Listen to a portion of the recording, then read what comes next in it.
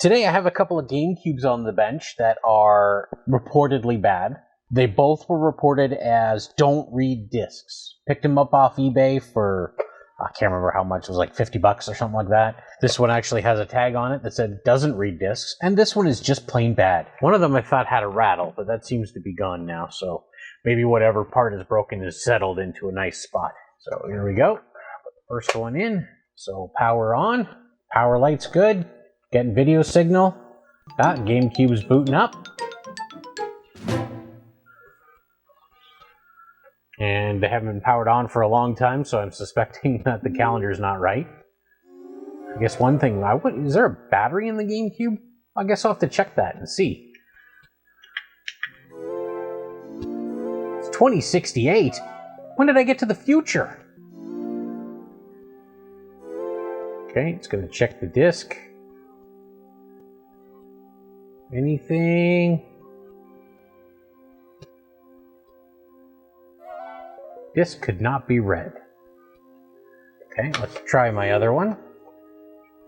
I don't even think that was spinning, actually.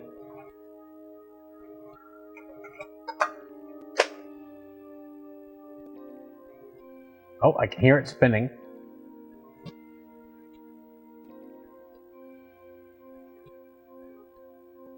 Oh, it actually read the disc.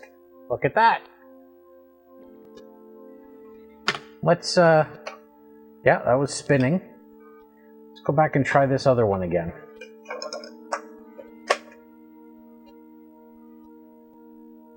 I can hear it spinning.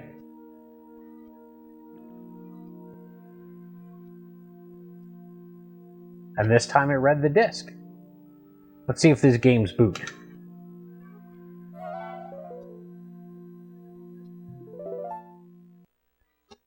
Well, this one doesn't seem to be as bad as they let on.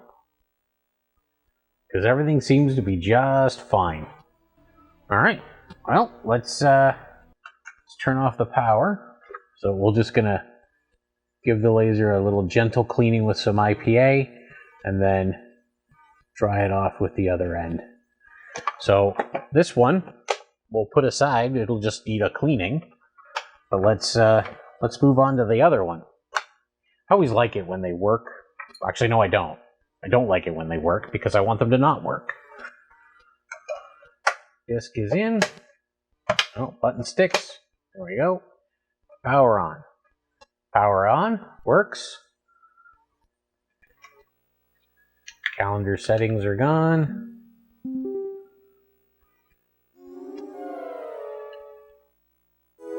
$2085? My goodness. I wonder what the world is like in 2085. Do we still need GameCubes in 2085? And it's reading the disc. Alright, let's try this again.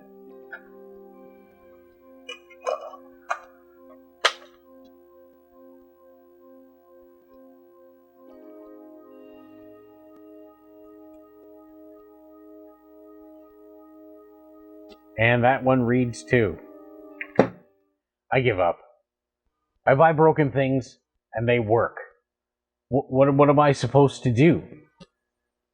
Oh, for crying out loud. Oh, here's the one that's got the rattle.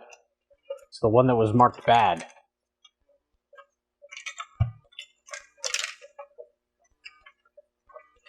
That doesn't sound very good. I think we should at least open this one up and see what's going on.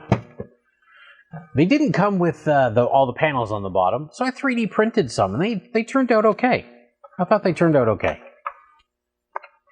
So the GameCube has 4 long-reach game bits on the bottom,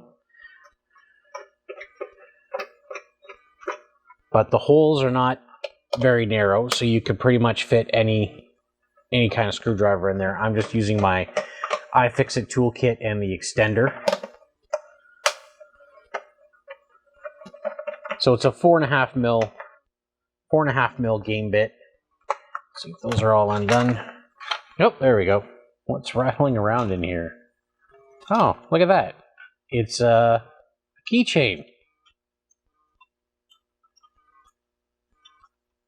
It's part of a keychain. That could have shorted out some things. Well, let's just throw that in the garbage. So while we have it open, let's take a look at that battery. The controller board is connected right here, and it just pulls out. So now we have the board away from the unit, and then there are just 2 screws holding the board on here. Okay, so it's a soldered on 2032 battery. So I didn't have any horizontal 2032 battery holders, but what I did have is this vertical one. So what I'm going to do is I'll double-sided tape it to the unit, and then I'll just run some wires to the terminals onto the solder points on the back. And then that way I can just put in a regular 2032 whenever I need to, and that will be that. But first, we got to get this battery out of here.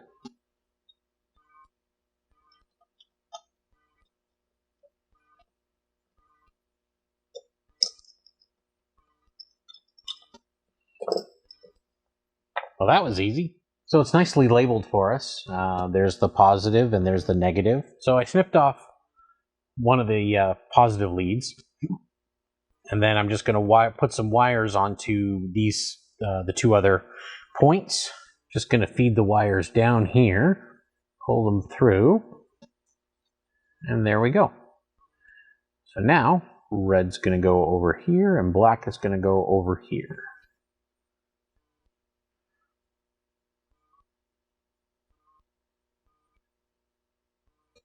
Well, so that totally failed. So when I put the lid on and tried to put it down, the battery was in the way of the open button. Okay, so just stuck the battery to the back of the panel, just over there, rather than being on top, and that should solve our problem. There we go. So since the eBay listing essentially lied to me, in a good way, and both of these GameCubes seem to be reading discs, I'm at a loss as to what I'm going to do for this video. Originally, I had planned on doing a comparison between tweaking the pot and changing the capacitors in your optical drive to see which one is the easiest way to bring something back to life. Now I have 2 working optical drives, so what about preparing it for the eventual demise of the laser? Maybe I should put in a PicoBoot. I could run off of a SD card off the SP2 port in the bottom, and then I flipped it over and went, it's missing its SP2. But then I thought, adding the SP2 port back in to a machine that's missing it. So this happens on the DOL-001 model, which is the GameCube model that was released later on, that is missing the digital port and also is missing the SP2 port off the bottom. They also apparently did it with some DOL-001 models, which from the outside you wouldn't know unless you actually got to see the SP2 port to notice that it was missing. To add the port back in, we essentially have to tear this down, right down to the motherboard, run some wires through the bottom, the SD card adapter. We're going to just wire it in and place it in this port and cover it up with the cover that I 3D printed. And I have a Raspberry Pi Pico here that we will use to put PicoBoot on it. So that way we'll know if the SP2 port is working at the end.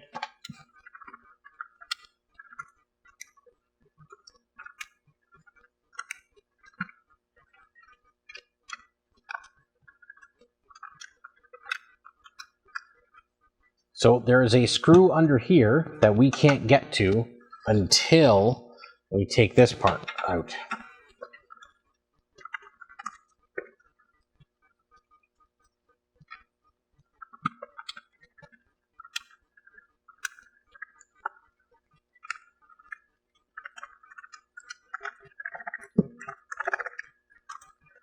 There's something rattling in there. So I'm going to take the drive off. There it is. Another little piece of that necklace.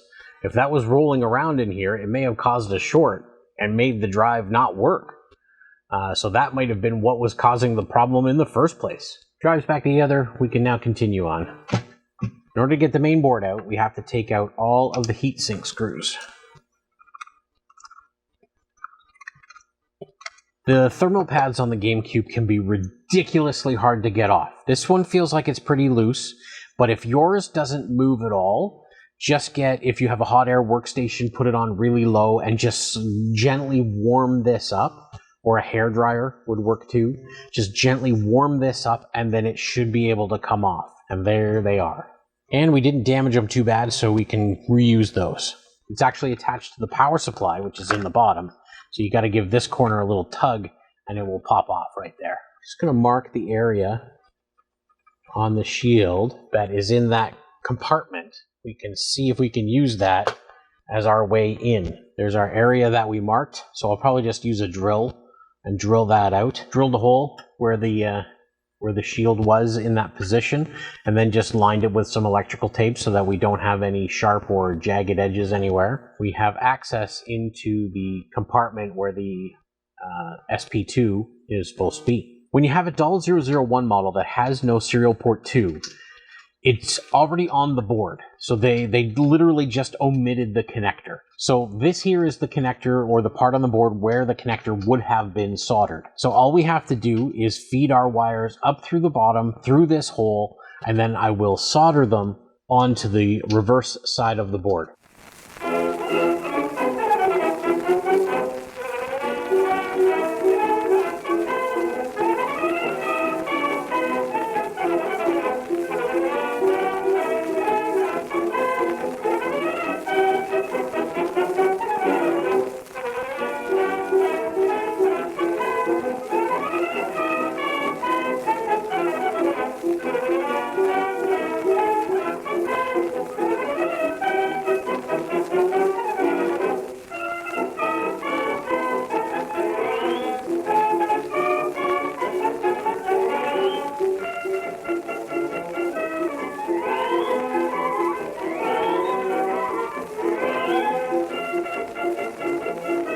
Found a slightly different color of blue for pin 7.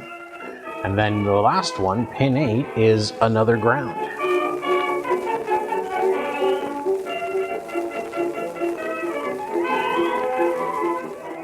There's all of our wires, so hopefully this will all fit through that hole. It's in. Okay, so there are only 5 wires to connect for a PicoBoot. 2 of them are in here, or sorry, 3 of them are in here, and then the other 2 are on this chip.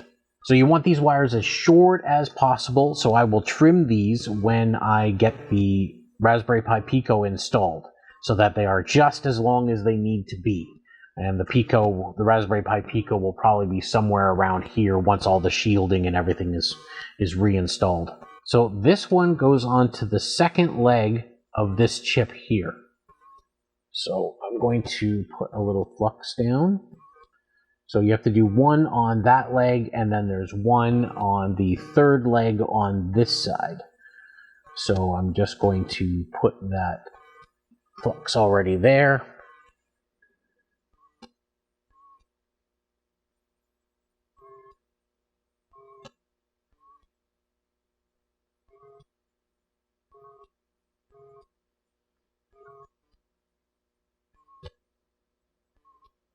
All the remaining wires are in this group of pins here. So the first one down here is ground, but we also need to bridge ground to this pin right here. So first thing we're going to do is we're going to get some extra solder on the ground pad and some extra solder on there.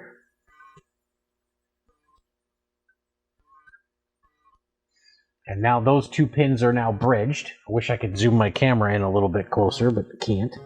So now I'm just going to put this wire inside here. I will put a link to the pictures that I used in the description down below. It looks more complicated than it is. If you have a nice magnifier like I do, just off camera here, you can see it very clearly, and these are pretty easy solder points. So the next solder point is in the row below the ground, 2 pins in. So we got 1 pin, 2 pins. So this wire goes right here. Nice and easy. And the last wire is the 3.3 volt feed to power the Raspberry Pi Pico, and it goes 2 pins over from the last one that we did. So it's going to go right here.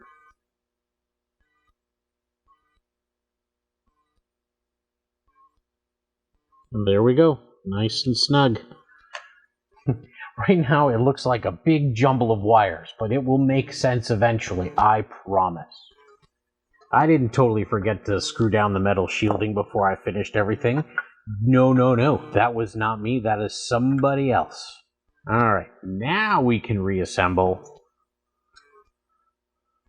the heatsink.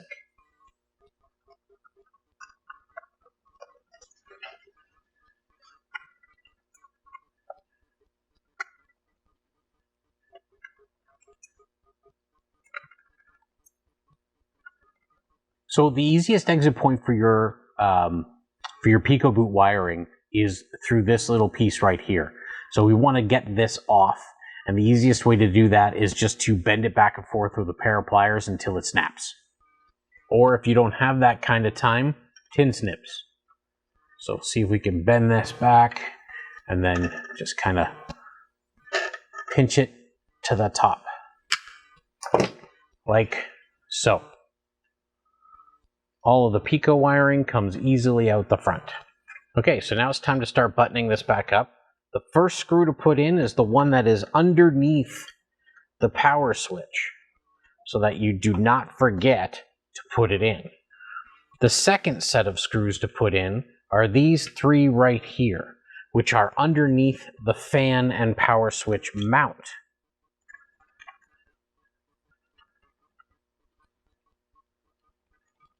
So then run your wire back through your power switch. That goes right in there. And then your fan and power switch mount go there. And you can finish putting in the 2 remaining screws on this side.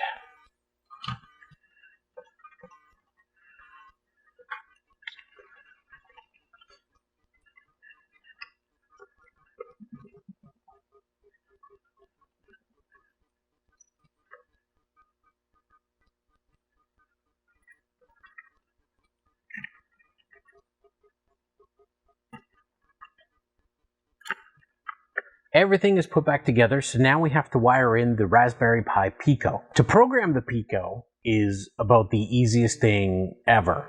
So you go to the PicoBoot Github, download the UF2 file, you take this device, it has a micro USB port on the end, you hold the little boot select button on it, and here it's a little clicky. You click that, plug in the micro USB cable, and a drive will suddenly appear and open up on your computer.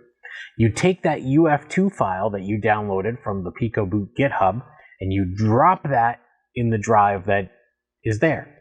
It will copy it over, and when it's done, it will disconnect the Pico from your system, and you simply unplug it, and this is programmed. It's about the easiest thing in the entire world to do. So one of the easiest places to install the Raspberry Pi Pico is right here beside the fan. Mount it vertically, then that way if you ever need to update firmware, if PicoBoot doesn't update, you can simply plug the cable in, hold the button down, plug the cable in, and then update your file. Trimmed and shortened all my wires, and I'm getting ready to solder everything on. I've went and tinned all of the spots that I need to solder to. And the only special one is the GP6 and 7, which is the wire that I did, the yellow wire here. The wire has to go across both pins, both across GP6 and 7 on the board.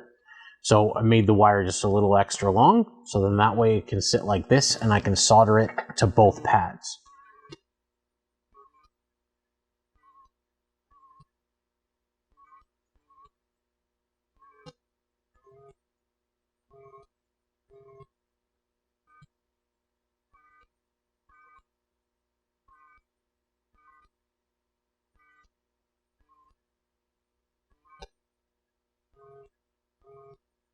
And now what I've done is I prepped an SD Gecko, which is basically a GameCube memory card to SD adapter. And on the SD adapter, I just simply have the latest version of Swiss. Swiss is the program that is used to boot the GameCube when you use a PicoBoot. So this will tell us if the PicoBoot is working, and then we can install the SD card adapter to see if we can take it that extra mile. So we plug the SD Gecko into the first memory card slot. Here we go. She boots right into Swiss. Super fast. So I wrote down all of the colors and the pins that they were connected to. And I in no way had to take it apart a second time in order to write this down. That did not happen. So now on our SD card to serial port 2 adapter board, which would normally just slide into the port that's here, we have to wire this up. So there, it's conveniently labeled for us as that's +3, the INT, the D0, the CS on this side, and then this side over here has ground, clock, and the DI pin. So first thing we'll do is let's tin the pads on this adapter.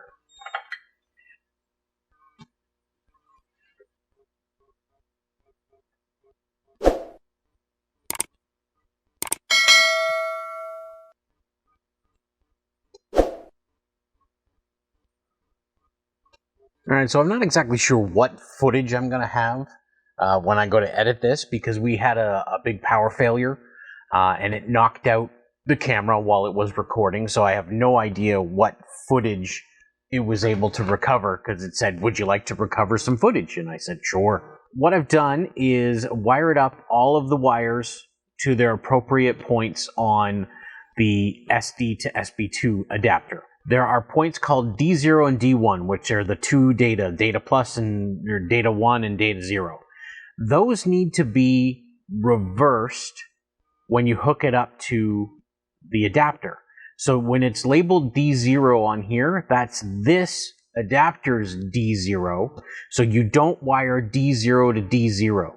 You wire D1 to D0 and and the opposite on the other side.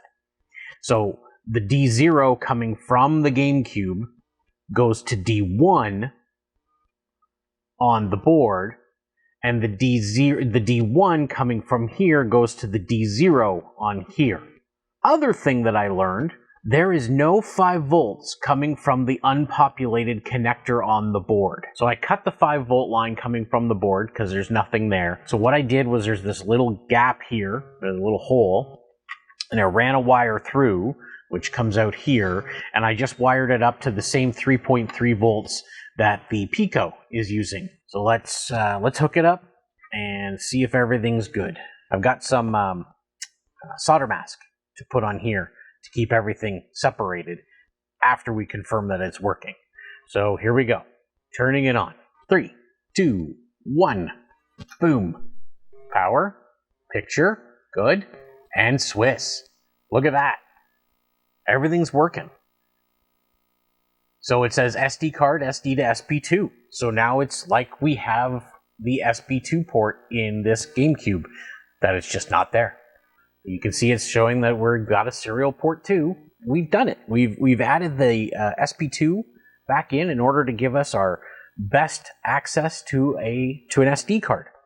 So there it is, all wired in. So now we just have to finish this up by putting some solder mask on those wires so nothing bad happens later. So here is our final result. We've got the solder mask applied to this side and to this side of the adapter so that those wires won't touch and you can't accidentally short anything. The wires are all neatly tucked back into the little compartment, and we can finally close the door on the SP2 to SD adapter. So let's do one final check to make sure everything is still working. Power on. Okay, so it booted up into Swiss, no problem. Detected that there was a DVD drive because you can still play games from the DVD drive in the GameCube even with Swiss loaded. And yeah, so what we'll do in the next video is we're going to go over what we can do with this now. So what can we do? There's different homebrew applications that we can run on here, emulators, all kinds of different things. So I think that'll be enough for this video. The next video, like I said, we'll go over what we can do with this now. But in this video, we installed a new battery, installed a battery holder so we can change the battery if it needs to be. We added back in the serial port 2 connector and wired up an SD to SP2 adapter so that we could still use an SD card in this machine with Swiss. We installed a PicoBoot so it boots directly to the SD card that's in the bottom of the machine, and we still have our DVD drive to play games from if required. We also found out that this machine had a necklace or keychain piece rattling around inside, which is probably what made the drive not work for the eBay seller, which is why they listed this as bad. So it wasn't exactly the video that I wanted to make, but it was still a pretty good one nonetheless. Thanks for watching the video. If you could like and subscribe, that would be great. It really helps to promote the channel on YouTube. And that's it for this week's video. Bye.